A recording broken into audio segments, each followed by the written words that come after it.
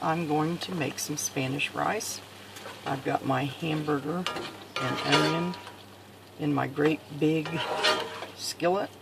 I usually don't put hamburger in it, but I bought a little bit, so we're going to use a little bit of that. And then I've got my peppers here. You just take them, and let me turn that up just a little bit. Anyway, you saute all this to start out. So I'll get that done, and I'll be right back. Okay, I'm going to cut up all my peppers here and put in, first you do your hamburger and your onions, and then I cut up fresh peppers and put in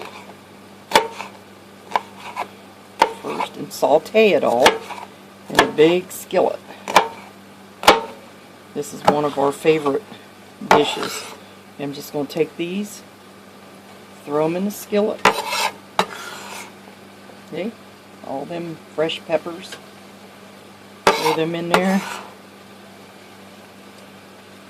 And then I will stir it with my spatula. I'll be right back. Okay, I'm getting that all sauteed up here.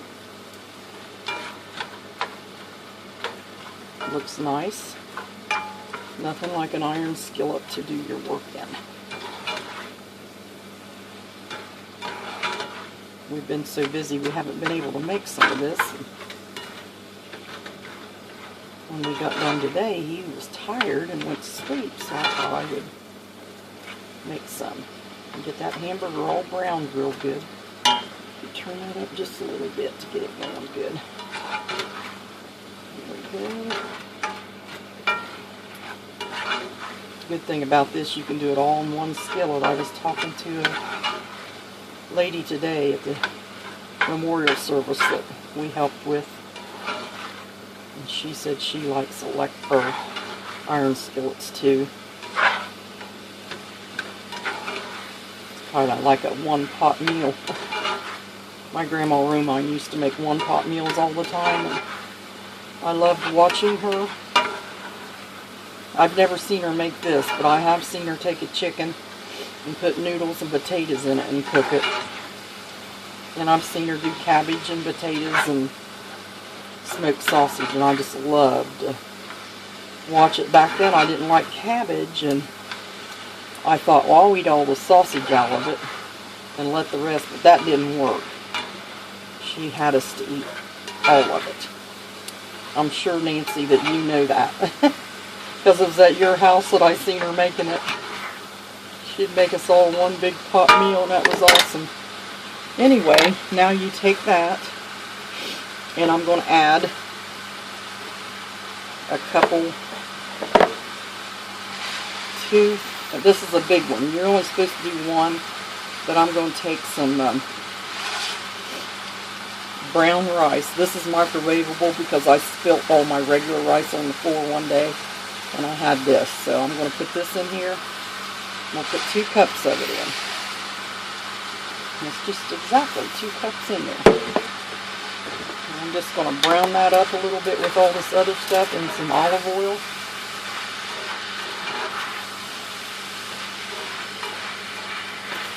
I have to freeze this sometimes and put it away because we just want to eat it, keep into it. After I get that all browned up, I'll be opening these up and putting them in. Some of these Rotel diced tomatoes and green chilies, I will put that in it. So I'll be back as soon as I open them up and brown this. As you can see, the onions are starting to get transparent, and the peppers are breaking down just a little bit, and it's a lot of rice there. So, it won't be long. We'll be putting, and also I've got some beef broth I had in the refrigerator just from yesterday.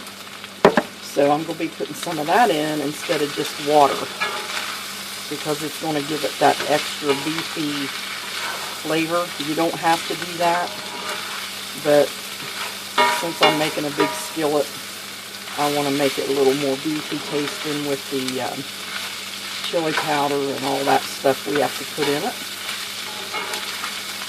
We have our tomatoes, and it's almost like you can make chili out of this. But anyway, I love making it. I'll be right back. This is what I put in it to brown the rice, is extra virgin olive oil. I got this, it's in a glass bottle. I always buy it in glass. And I got this at Kroger's. They had a big sale on this stuff, and I got it for $5. I couldn't believe it. Great big thing like this. So I stocked up on a lot of this. Okay. Now I'm going to put this beef broth. This is all browned. The rice is browned and everything, and it's been drained. So here we go. I'm going to put this beef broth in here and stir it around.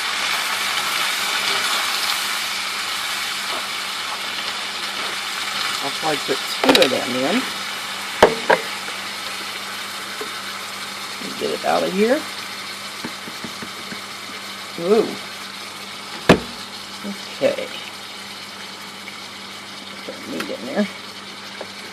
Okay. Let's put that in there. And stir that around.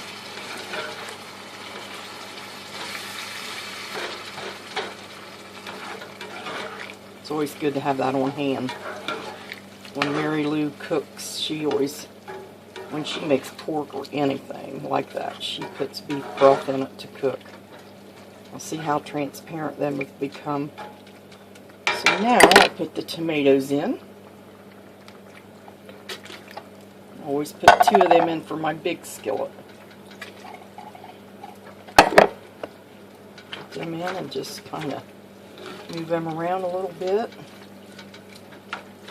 And when you get this all in here, you just cook it on low and it'll cook up.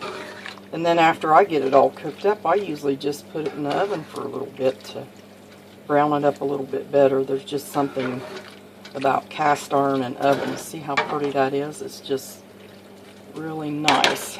Now, I need to find my chili powder. I'll be right back as soon as I find it. Okay, I usually put